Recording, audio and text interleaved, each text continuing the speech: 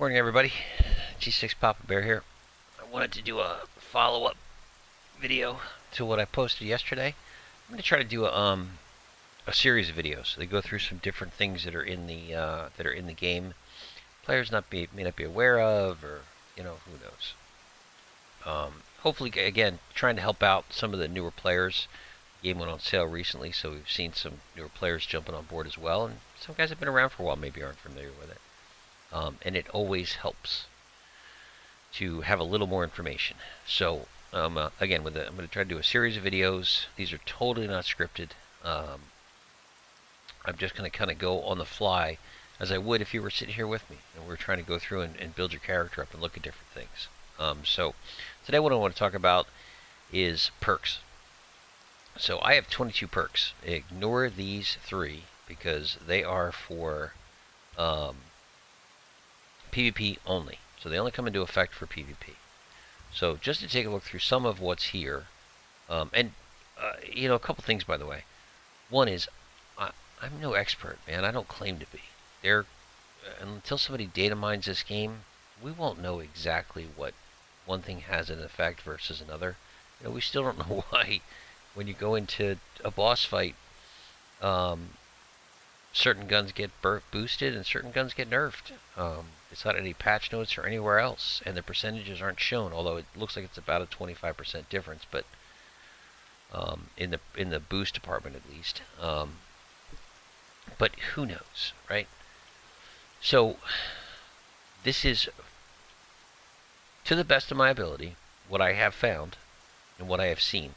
And I'm going to show you. I just want to run through the perks real quick to give you an idea of what's there again, just to see if they make more sense. And then maybe go through again some of what I feel are some of the stronger perks. That's personal opinion. So let's start with just basic information. We start with the gorilla perk. And obviously you can read this stuff, but sometimes it's not always clear.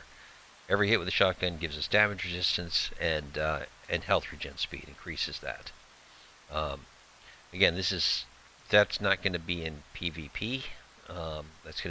We're strictly talking raid type stuff and regular gameplay. So that's actually a pretty cool perk if you're a shotgun guy. You want to run around with shotguns. Is it strong in the raid? You're probably not ever going to run a shotgun in the raid.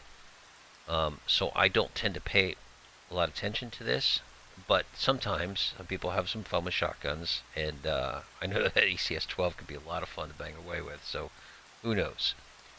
You are getting your health back a little sooner by doing that, so there's nothing wrong with it. 6th Sense perk. This perk, on the other hand, is something that for some players, as they're playing, can really be strong. And it becomes strong because you can stack this with some other things. And I'll give you, for instance, let's say that you equip the 6th Sense perk.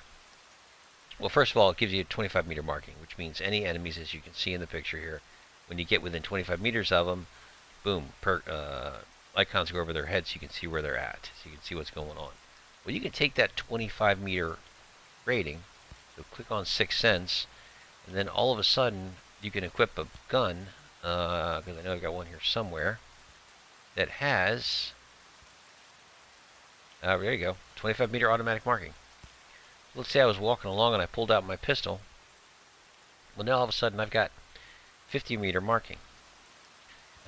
Where this comes in handy, where a lot of people find this coming in handy too, is when you're in the raid specifically. And again, this is going to be more raid focused, although that obviously translates into the regular world, but let's just try to stay raid focused, I guess, for now.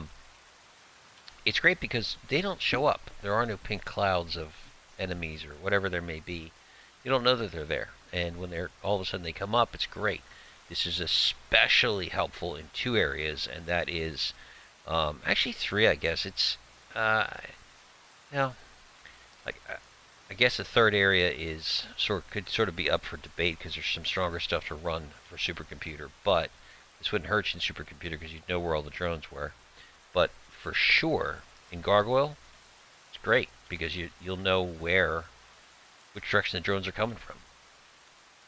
And then when you're doing Cerberus, if you're kiting, so if you're moving the large drones around, this is a great perk because it gives you a chance to be able to see exactly where the drones are at. Is there 2 drones on you? Or are there 4 drones on you?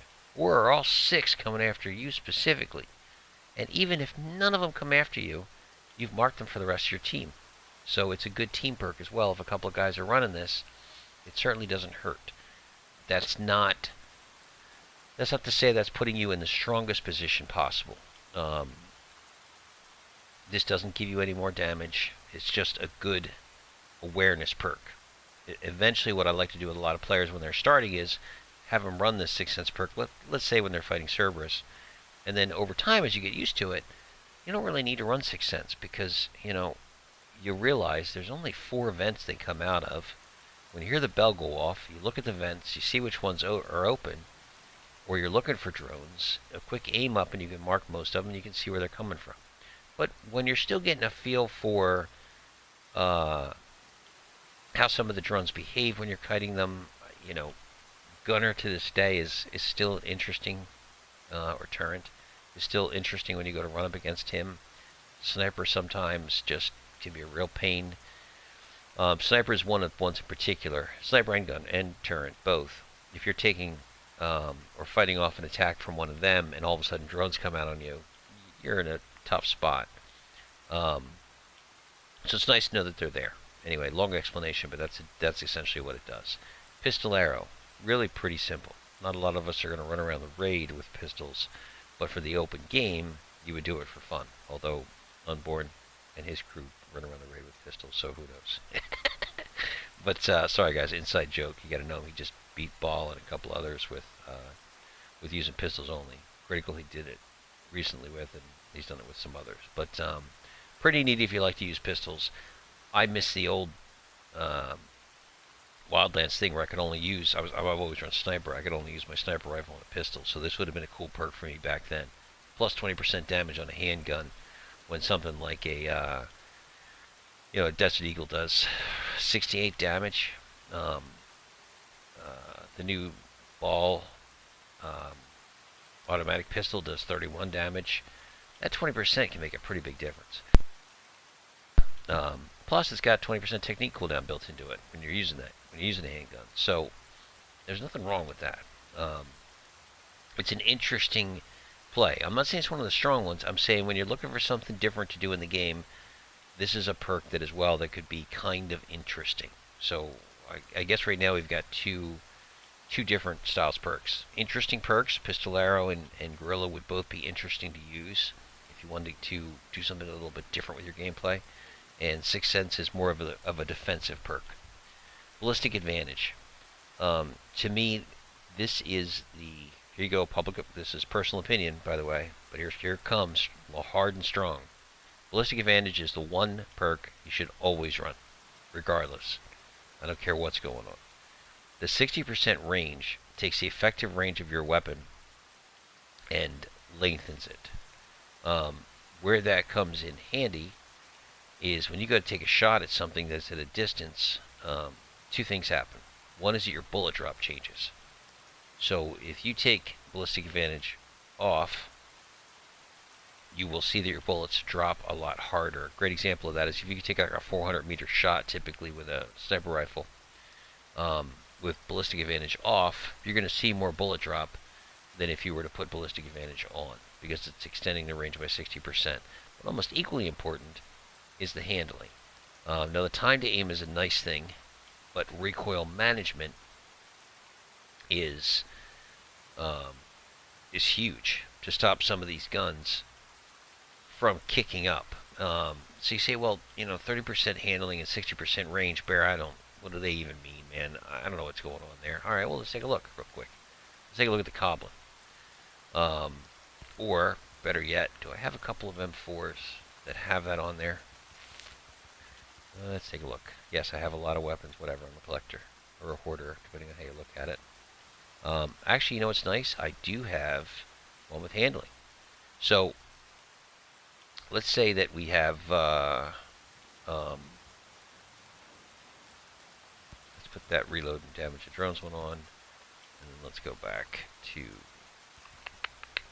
there we go. So, there's our handling one. So, notice that this particular weapon, now first of all, the the ballistic advantage is not going to show up on this screen that's here, yeah? But you can see that as we look at the gun, the second line down, it says handling. So it shows right there that it's got about 30% handling to start with.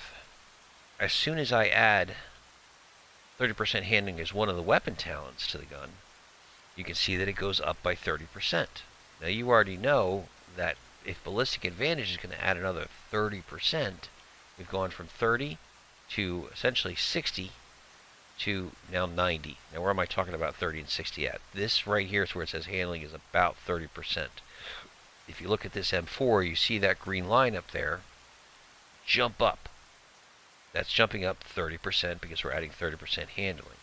So if you can imagine in your head another blue line jumping up like that, because we've got ballistic advantage that gives us 30% handling, you'd be basically at about 90% handling. And what that does is that makes the gun more manageable and gives you less recoil. As well as, think about the same thing with the range. If you go by 30%, right now it looks like the range is at about 50%. So if we're adding 60% range on top of that 50%, it's basically should be at about 100% range. Now again, these are not hard numbers. That doesn't mean that it changes to go from 100 meters to 200 meters or from 60 meters to 400 meters. That just means that you're getting more range out of it. They don't give us specific numbers, so you got to go by your gut and what feels right. At the end of the day, too, by the way, that's something super important. There is no gospel here. This is information. Go out and play with it. Use it to learn some stuff and see what works out better for you. So let's keep going. So we've looked at ballistic advantage, Revivalist. This is an interesting perk. It is not something that I think that there are other perks that are better in the game, but it certainly doesn't totally hurt. This would come in handy possibly during a boss fight, like in supercomputer. But typically if you have somebody go down in supercomputer, you're kind of in big trouble anyway. But as soon as you equip Survivalist, or Revivalist rather, as soon as one of your teammates go down, you get plus 20% movement speed and plus 40% damage resistance. So you're a heck of a lot harder to kill, and it allows you to get the revive. It's certainly an interesting perk. If you found that, again, you have 3 perks that you can put on. If you found that your guy's surviving pretty well, or whatever he's doing pretty well, you could pull off one of your perks because your teammates keep going down a lot, and this is something that you feel is beneficial for you, something you can certainly try out. Inspired is similar along those lines. If you are going over to, let's say, take over a base especially, and you and I are playing together, every time I get a kill, your health goes up just a little bit. If I was running it and you were running it, then every time you got a kill, my health would go up just a little bit as I was taking damage. So it's a nice perk to have. The problem with this perk is that it is the polar opposite of Drone Hunter. So when I say polar opposite, what I mean is that Inspired works only when you kill enemy personnel. It doesn't work if you kill drones. It certainly doesn't work on bosses. Obviously, a boss kill takes too long for it to have any effect. But if you were going to go take over Camp Salamander, let's say, or the satellite dish, and you and I are running through there, and we're both running this perk, every time we killed somebody, you or I, the other person would get a little boost in health. So we're feeding off each other. Drone Hunter is actually a great perk for supercomputer because as all those drones come out, instead of having to hit your meds, you'll find you have to stop having to hit meds for the most part because there's so many drones and so many people killing drones. If your team's being effective in killing drones, you're going to get that back. But we're here, so I guess I can cover it already, but that's the whole deal with it. It shows a picture here of us killing a big drone, but at the same time, I like it better for supercomputer. It's really the only time I use it. Because there's so many flying drones inside a supercomputer that when you go in there with a whole team that's got this on, you should really not find that you have to get or use a health pack. because you're constantly getting health back from somebody doing that damage. So to move on, Recon Master. This is kind of cool if you're trying to get your, for snipers, it's always nice for us to go into a boss fight, and again, use supercomputer as an example, but any boss fight we're about to jump into, before we go into it, it's nice to have our technique meter 100% full. So if you were to, with technique cooldown built into this Drone Master, you could scout out a base, and all of a sudden, you're going to get your special back a little bit faster. In addition to that, if you were to run a gun that, let's say, had technique cooldown on it,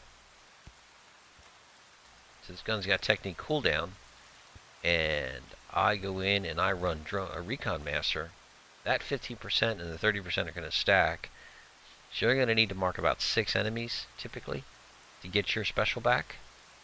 The hardest part about this, and I'm famous for forgetting to take it off, is that sometimes afterwards we forget to take it off. So it's one of those situational things. You put it on real quick, you mark a bunch of guys, then you take it off. It gives you your special back, and so you're good to go. So next would be Gunslinger. Gunslinger was really always one of my favorite perks, but as some of the changes started to happen and we started to raid more, I stopped using it as much. But again, for every time you make a hit, not even a kill, for every time you make a hit, you get plus 15% accuracy, which one of the things that I love about some of these perks, by the way, is they tell you what things actually are. What is accuracy? It's shot stability and sway. Sway would be if you're aiming down sights, let's say with a sniper rifle, the gun's going to sway back and forth, right? Anybody that's put on an M82 with the 6x scope or the 5x scope has seen it move all over the place. That's sway. Shot stability would be more like shot group pattern. So, in other words, picture that this guy, instead of shooting these guys, was trying to shoot one of those boxes. And when he pulls the trigger on the boxes and is aiming at a specific spot, is his group, his shot group, they call it. So where the bullets land, they make a circle or they're within a circle, let's say. Is that the circle the size of a small saucer? Is it the size of a dinner plate? Or is it like the size of a trash can lid? Or are they going even farther than that? That's where shot stability, I think, comes into effect from what I've seen. Handling is a huge thing as well. The time to aim is always nice, but if you're already firing at something, the recoil management makes it that much better. So if you're running that perk, if you're running Gunslinger along with Ballistic Advantage, boy, you're really getting stable. Now you're taking something like the Goblin, which is a little bit on the wild side, although it has a lot of damage. You're really narrowing it in. The only problem really with Gunslinger is, while it does work on personnel, and I tested it yesterday to see it does work on drones, at least out of the raid, it doesn't work on bosses. So when you're going to shoot supercomputer, let's say you're trying to shoot in the panels, or you're trying to shoot Cerberus and help out, do damage on them, on some of the drones, it's not going to be as big of an effect.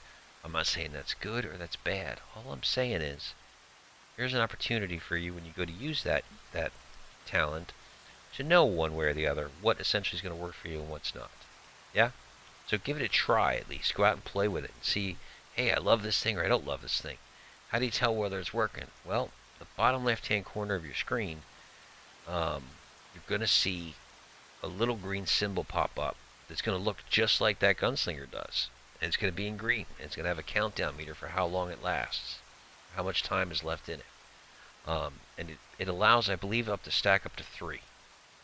So that's a pretty fair amount of accuracy and handling added on.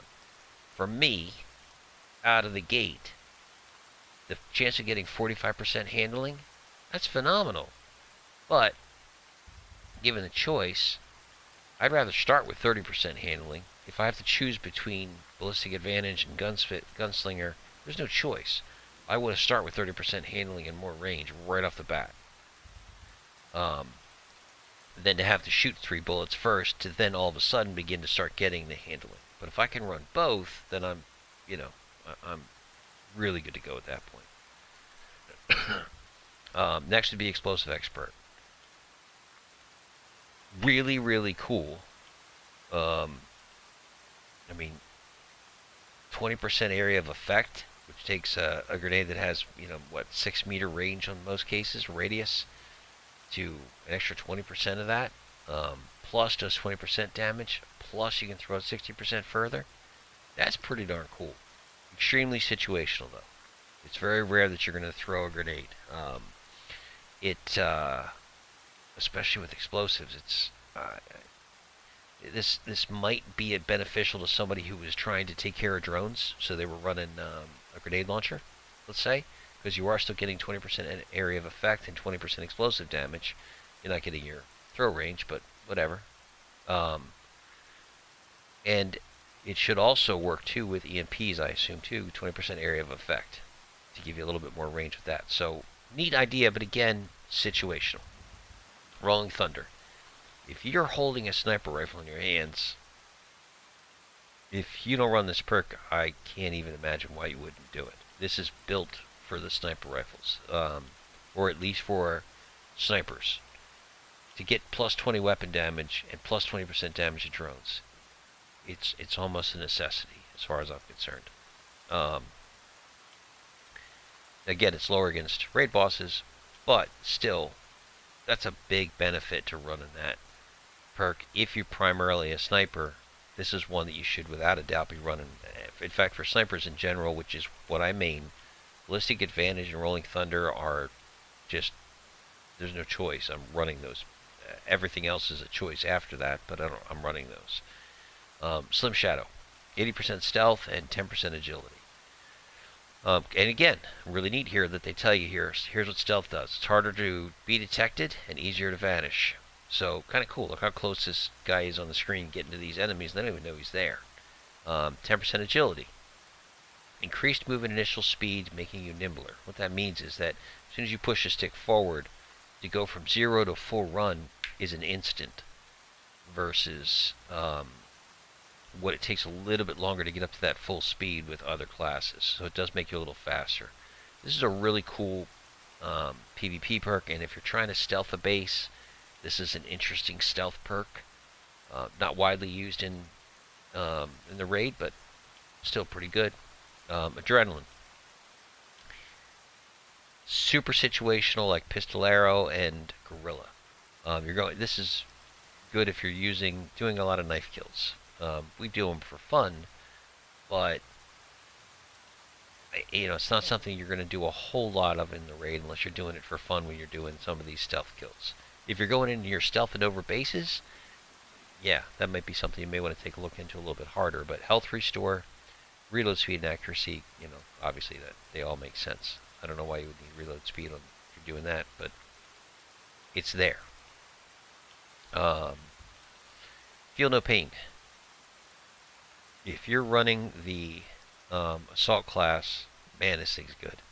Relentless, so you cannot reach a critical injury level. Critical injury level means that you have to actually use that bandage, not that you have to use a syringe to heal yourself. You can only fire your pistol at that point with a critical injury, and you have to use a bandage to heal that. So you have to stand there and go through the animation of wrapping yourself up. That alone is huge to be able to avoid that altogether.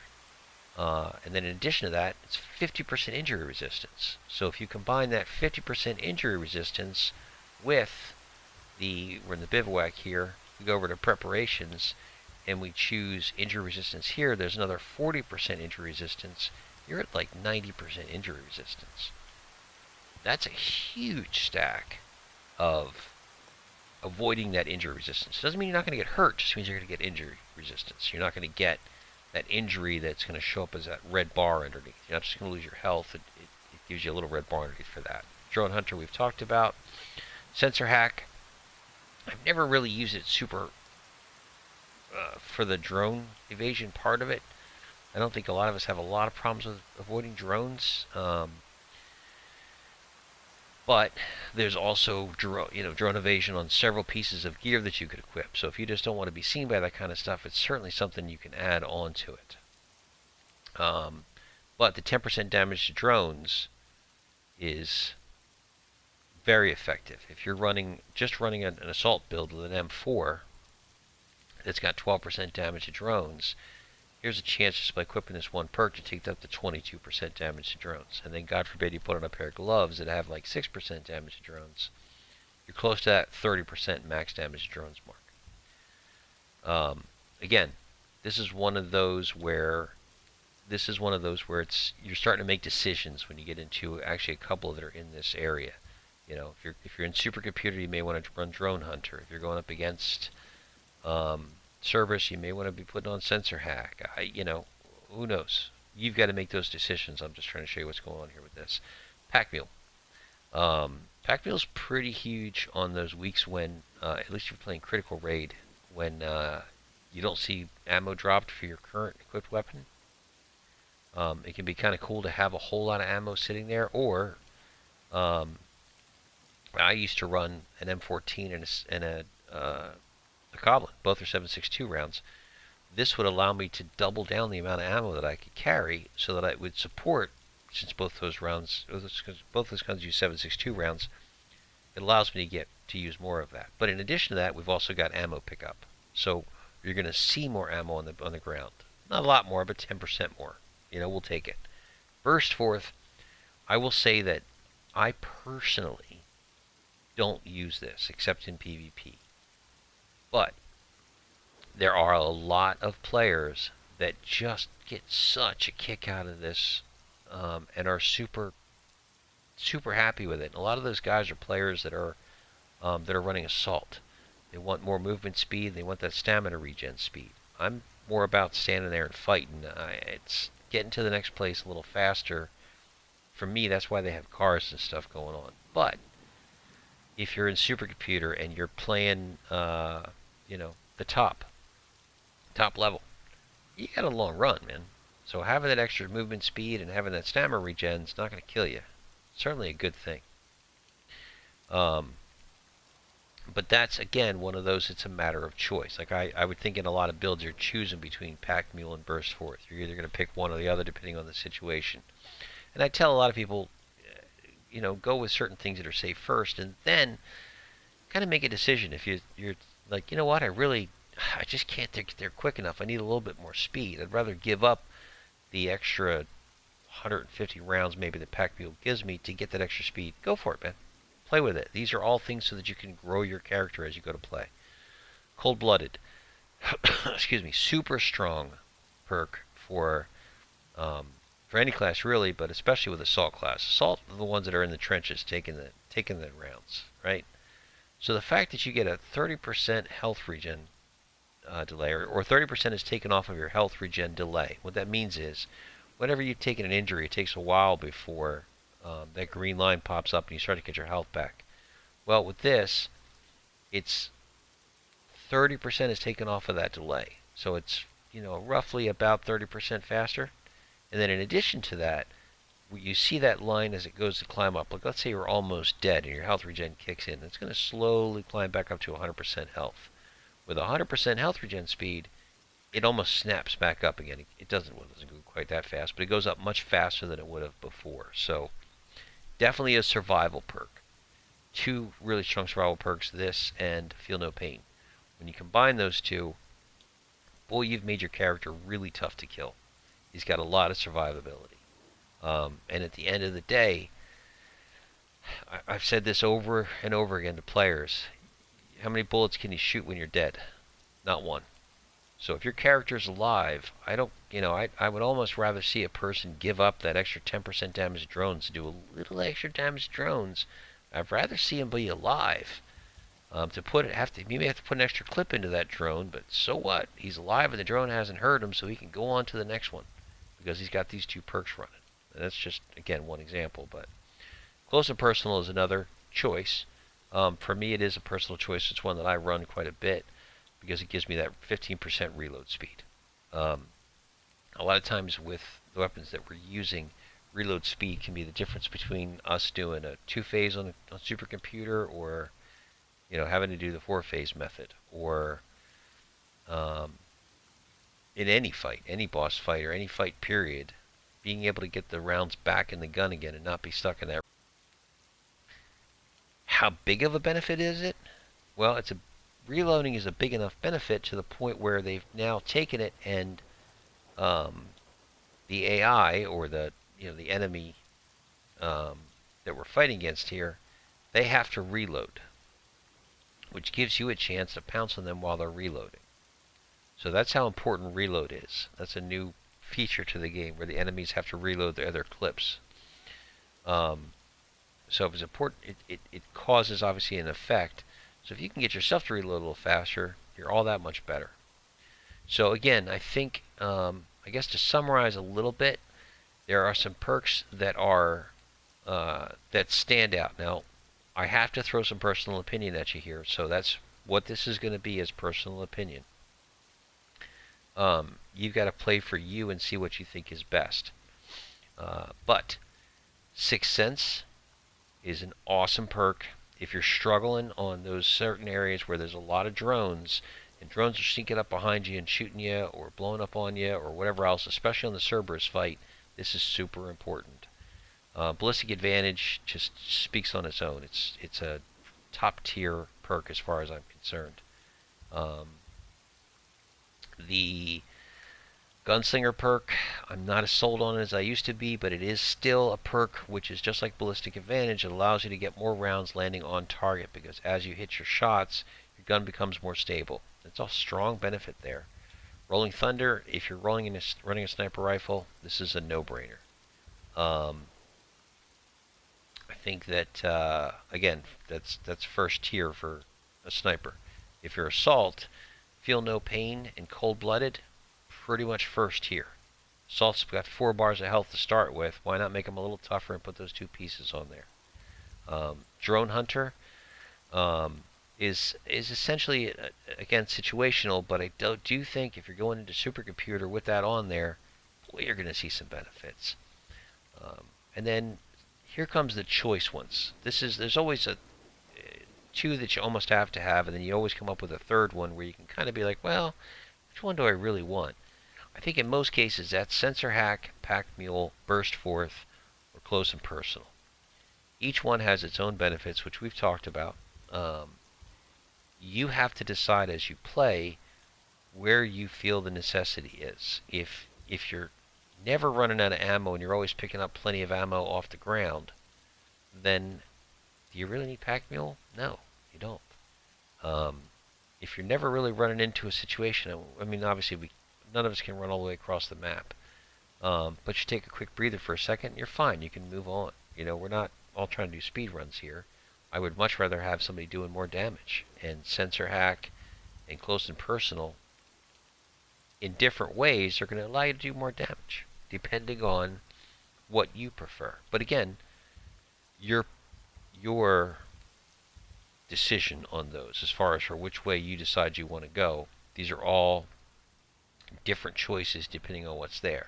Because, like as an example, if I didn't want to run Pack Mule, or I didn't want to run Close and Personal, then I would go to my pants and make sure my pants had extra 20% maximum ammo on there. Or if I was surviving a whole lot and I said I want more ammo than that, but I can't, I really want to run that Ballistic Advantage. I like the sound of that, but I want my shots to land too, so I'm going to run Gunslinger, but I want to survive because I'm running Assault, so I'm going to run Feel No Pain because I like the fact I don't want to get that injury, but damn it, I'm not going to have any extra ammo. Well, I've got an extra 20% ammo there. I know I lost extra ammo and I lost reload speed. What am I going to do? Well, here you go. Here's a pair of pants that have 20% maximum ammo. And you could change that health regen to almost anything. Your chest. I really like this damage resistance and health regen speed on here, but you know what? Alright, let's say that you wanted to get maximum ammo. There you go. Now you get another 20% maximum ammo. If you want to go really crazy, go find the Commissar code if you happen to have one and get 40% maximum ammo. Now obviously you have to have beaten the raid once in order to have that, but these are all things that add to that. So we've replaced that perk. We have replaced the Pack Mule 40% maximum ammo by putting on a Commissar code. Boom, right there. That's a whole lot of ammo, by the way. On an M4, typically, that'll give you about 650 rounds if you're running that 60% extra ammo. Just an FYI. So for me, I would run, a health regen and maximum ammo and drop the numbers down a little bit. Even without this on there, that M4 with just this 20% is going to give you like 509 rounds, which is really kind of perfect. These Judge gloves, can't say enough good things about them. Reload speed and handling is awesome, but if you happen to have, if you're using straight M4s or other weapons that don't have that maxed out damage to drones, you're going to need to run like Architect gloves, which gives you damage to drones and handling so that your gun behaves better. Obviously, if you need the damage to drones, you're not going to run the accuracy and handling ones, or you're going to run Commissar gloves, which gives you accuracy and damage to drones. Again, it's a talk I had yesterday talking about the difference between the two, but your choice. I just prefer the handling ones because it's so nice to have your gun not move around too much. But your call. So, tons of information. Again, it's all kind of in front of you, but hopefully there was something in the middle of all of that that made sense to you guys, I hope. And hopefully somebody finds it useful. I'm going to continue with these, and I'll go into some of the different stuff you can do with some of the builds here, maybe, in future videos. But again, I hope somebody found that useful, and I hope this works for you. All right. Thanks again for checking it out, guys. I appreciate you watching the video, and as always, I hope it's helpful, and we had a little bit of fun with it. I'm going to go get some morning coffee now.